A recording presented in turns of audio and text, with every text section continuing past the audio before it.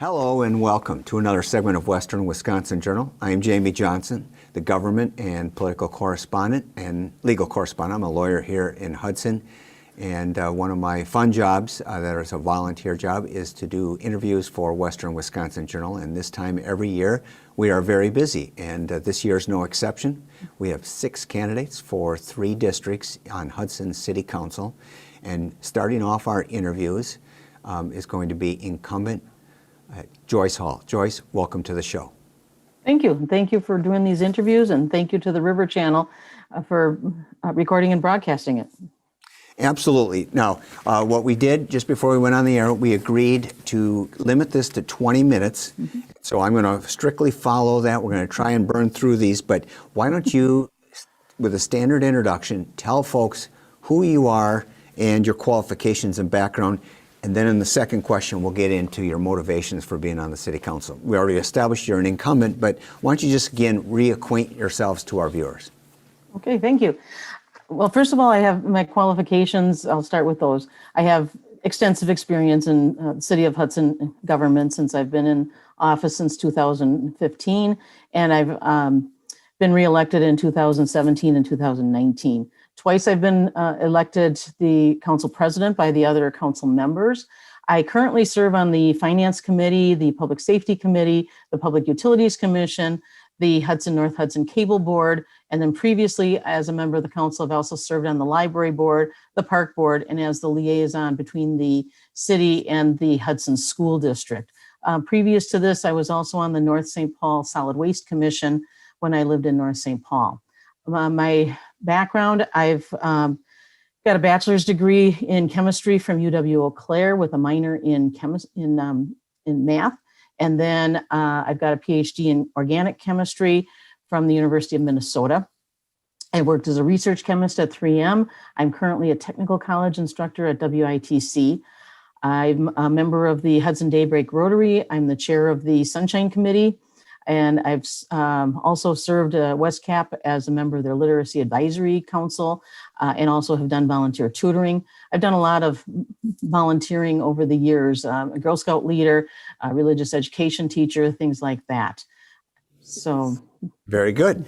Well, you established that you are currently a city council member and you have been elected 3 times. That means you've been there 6 years already. Mm-hmm. Now, why in the world would you want to go for a 4th term? I've always enjoyed serving the others in the places that I've lived, and I'd like to continue to serve the residents of District 6. I enjoy matching people with the right city resources to fix the concerns they have, and I'd like to continue doing that. Now that I've finally gotten to know most of the departments and where to send residents when they have questions, I'd like to continue to do that and continue to be the strong voice representing the district, the residents of the district, and then advocating for responsible fiscal stewardship, affordable housing for those who work in our city, safe routes to school, continued support for our police force, continuous improvement of infrastructure, such as getting roads fixed, things like that. Okay, well, I think you might have answered my next question, but given we could probably spend a half hour just on the last 6 years and the things that you would want to talk about as accomplishments, but what do you see as the most important issues for the next 2 years, so for 2021 and 2022? Well, first of all, the comprehensive plan needs to be finished. That was due at the end of last year, but of course with the pandemic, we haven't been able to get people together because we need public input for this as a huge part of the process. And it's our blueprint for the next 10 to 20 years.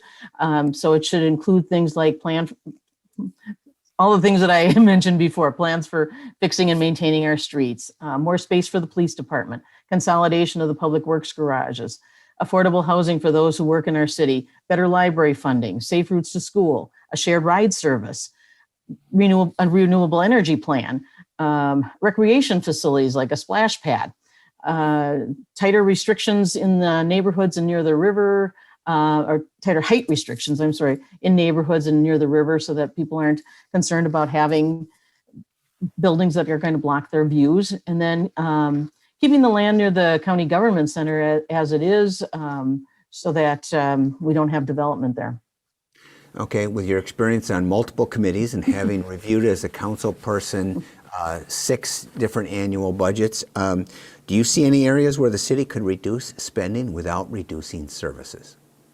The city's been so frugal, so there aren't very many ways that we can do that. But as technologies improve, and we can save money through use of solar energy or other green energy technologies, we need to be ready to implement them. So, for example, next year we will probably be implementing or starting to purchase electric police vehicles and trying those out to see if those are cost effective and work well enough that, I mean, not just work well enough, but are good for the environment, and also work well for the police department. Okay. Now, how about the infrastructure? Is the city's plan for maintaining and improving our infrastructure sufficient? Why or why not?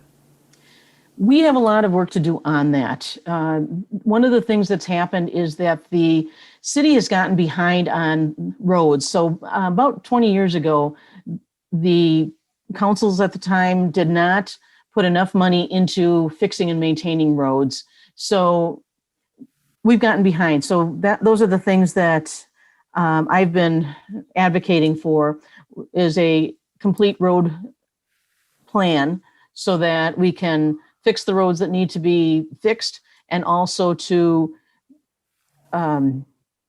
maintain. So one of the things that is going on at the city is maintaining the roads that are in good condition. If we do certain things to them each year or every couple of years, we can keep them working longer. And so then we don't have to replace them as often. So that's going to save money. And then, but then also getting the roads that need to be fixed. Some other things are, with infrastructure would be consolidation of the public works garages. It would be nice to have all of them in one central location so that if they need something, they know that it's going to be in this building and not wonder whether it's gotten moved to a different building, things like that. Then another part of the infrastructure would be the police facilities. We don't have enough room there. And so now we're starting to work with the county on whether or not, so they're planning to do some expansion of their building and whether they would be able to put in some space that would accommodate our police department and that we would be able to rent from the county. All right. Well, it's funny that you mentioned the police department, because I remember when they used to be in City Hall, and that was a major issue, was finding a place. And then, of course, they occupied the building that the NMC, I think it was, the building where the library is. So, and they're still there, and that was only supposed to be a temporary plan. And I think they were expecting about 5 years, and it's been longer than that now. Yeah, closer to 10 probably. Okay. So what are your priorities with regard to Hudson's future development and the comprehensive plan? I'm vaguely familiar with it because, all Hudson area residents and or business owners, I fit in the latter category because I'm a town of Hudson resident, but, still they wanted to give them say on the future development and comprehensive plan. I thought it was a great survey, but haven't heard much follow-up in about 8-9 months. And you mentioned before about the COVID thing. So what would be your priorities if the survey was filled out by Joyce Hall? Okay, well, we talked about some of these, so maybe I can add a little bit more information to them. But, it's the blueprint for the next 10 to 20 years. So it should be, we should have things in there about maintaining the unique historic charm of the city and having a downtown that is inviting and thriving, but eclectic. I like the idea of an eclectic downtown that gets people into the city. And then we need better library funding, safe routes to school, the shared ride service, renewable energy plan, recreation facilities. So one of the things that I did was I had a talk with Chris Costa at the Y about a splash pad. And what he said was that something that the city could do is partner with the Y, with a splash pad. And you mentioned a splash pad. Can you define that, please, what that is? That would be recreation facility for small children to go in and play with water. So it wouldn't be a pool, but it would have different structures so that the kids could fill up buckets and dump them out, or, it would depend on, there are a lot of different ways of doing it. And then it can have water that is just splashing from one area to another. So like a stream of water, and the kids can run through that, or, sprinklers. It could be whatever the city would design with what's available, but it would be a place for small children to play in the water. I think that's Okay. the quick answer. All right. And where would you see that located possibly? Well, possibly on the Y property. If we could partner with them and get some grants to help pay for it, then one of the things that's needed is infrastructure. So, for example, their pool already has filter beds and all of the plumbing that's needed for a pool and heating the water for a pool, things like that. Well, you need all of that for a splash pad as well. So if you could get a splash pad built at the Y, and they've done these partnerships in other cities in Minnesota, so it's very possible that we'd be able to do that here. But we'd be able to save the cost of a lot of that infrastructure of the filtering and the water heating, because it's already there at the Y. So that would cut the cost down considerably, and then we might be able to get some grant money that would be able to help pay for it. Okay. So now you mentioned about future development comprehensive plan. So now what about specifically the downtown? You used, eclectic as a descriptive word, but we've got the downtown, and you got the historic district, and then you've got Lakefront Park. How do you see all of that? Do you see a redevelopment project or preservation? How do you see that happening?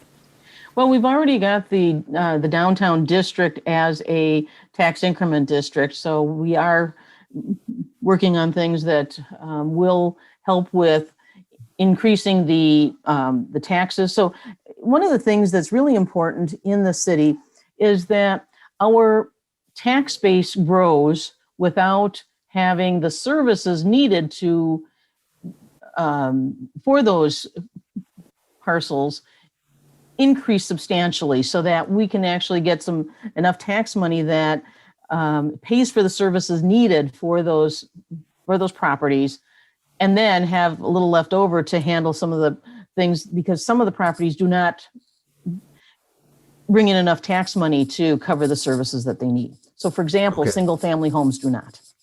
So, Right. so it's really important to have a thriving downtown that is that has that keeps bringing people in. And so I'd like to preserve the historic homes in the downtown area, keep the businesses from creeping into that neighborhood, because that really attracts people to the city. They want to live near the downtown business district so that they can walk downtown. They want to have these beautiful homes, and people like to walk downtown in those areas just to enjoy the atmosphere of those historic homes. So, and then the downtown, I love being downtown. I love going to the restaurants and the shops, and I want to continue to see it thrive. That is really an important base for the city, having a thriving downtown. The Lakefront Park, it's a jewel here in Hudson. I want to keep it that way. I want to make sure that it's accessible for everyone to enjoy. I'd like to have plenty of recreation activities down there. So keep the swimming beach open, which was a problem last summer, but we did keep the beach open. We've got a little exercise area now where people can just stop there and do a few exercises while they're walking along the trail. So I'd like to keep that. I think that the lakefront development plan is a good one, and I'm supportive of that. Okay. And I think that, the mayor has really been spearheading that. So is that saying that you're kind of supporting his view of like using the tax incremental financing district? And For some of it, yes. We have, that's how we have to do it, but we should be able to get grant money for a lot of it as well. okay. But and the idea you kind of mentioned with the tax increment financing district is you give up some short-term tax revenue in an effort to get more in the long term, correct?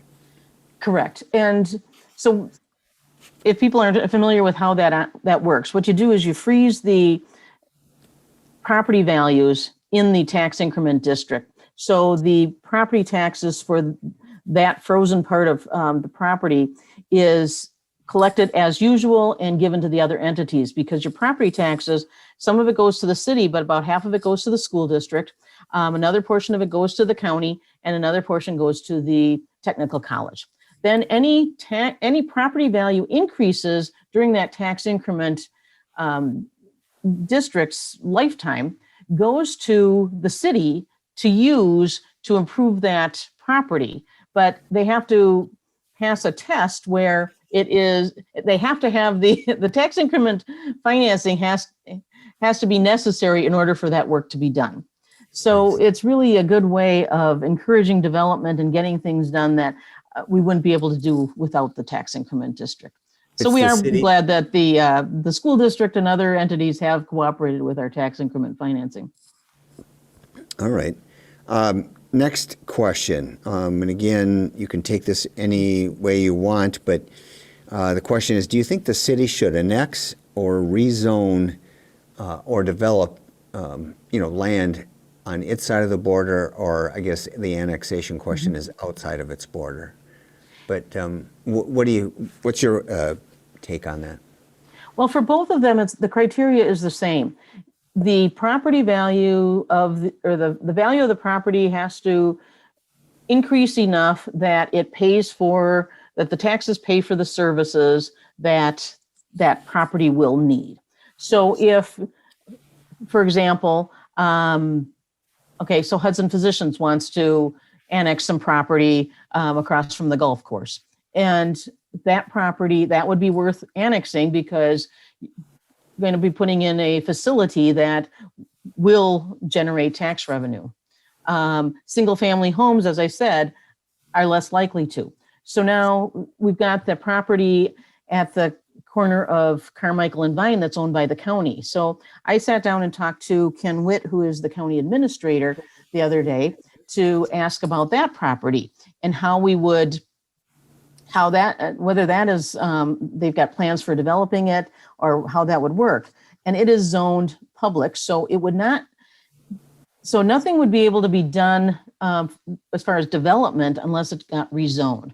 And I don't think that any plans that are there that have been brought up would really fit the criteria for the rezoning because it would be single family homes. So what he said was that the county wants to keep the land that is right along Carmichael. They're planning to expand the county government center, but that was only that part of that property.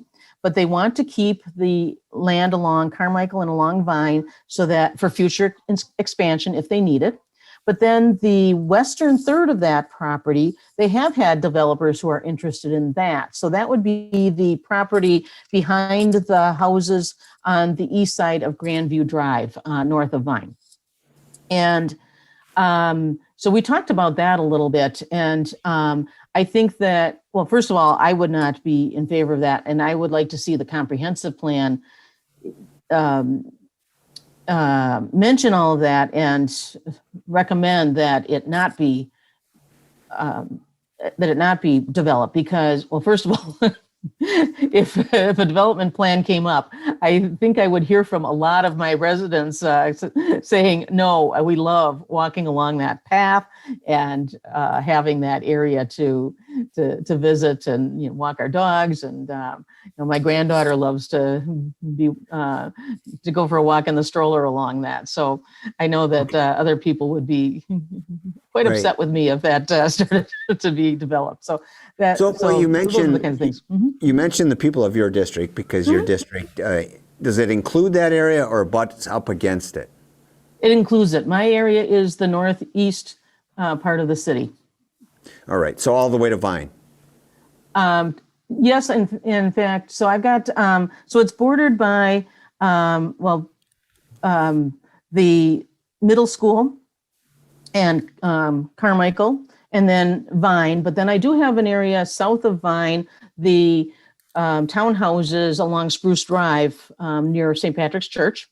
Okay. And then and then it goes east as far as 9th Street. Got it.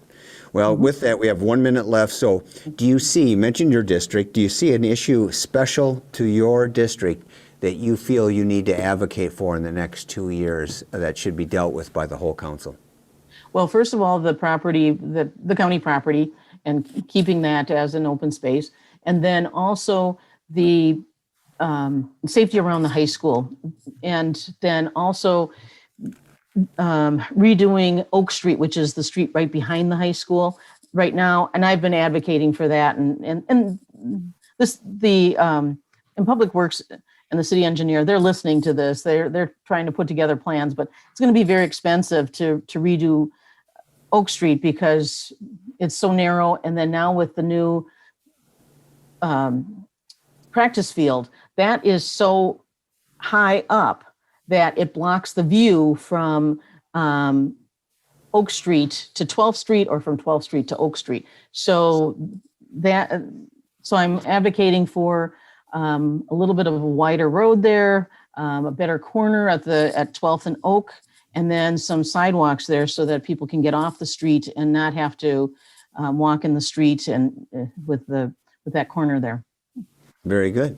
With that, we have to call it an end to the interview. I want to thank you for coming on. And Joyce, so folks can check, what is your either email or what is your website or Facebook page? How do people get a hold of you? Okay, I've got Joyce Hall for Hudson at Comcast.net. I've got a Facebook page, which is Joyce Hall for Hudson, City of Hudson Alderperson District, Joyce Hall for Hudson District 6 Alderperson. And then I also have spelled out or just the number 4? FOR, spelled out. Okay. Yep. And same with my website, hallforhudson.com. All right. Very good. Well, thank you, Joyce, for coming on the show again, and good luck in the election. Well, thank you. And I asked for the people for their vote on April 6th. Very good. Thanks for reminding us of the date, and I want to remind our voters to get out there and vote. Thank you for watching.